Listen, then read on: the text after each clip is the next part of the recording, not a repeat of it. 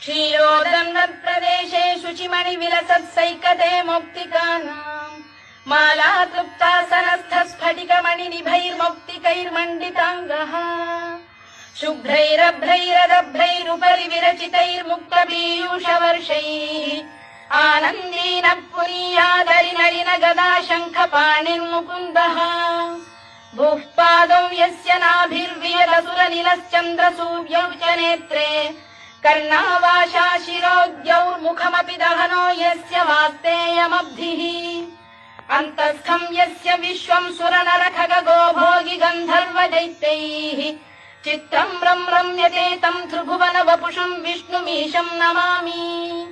ॐ नमो भगवते वासुदेवाय। शान्ताकारं भुजगशयनं पद्मनाभं सुरेशं विश्वाधारं गगनसदृशं मेघवर्णं शुभम्।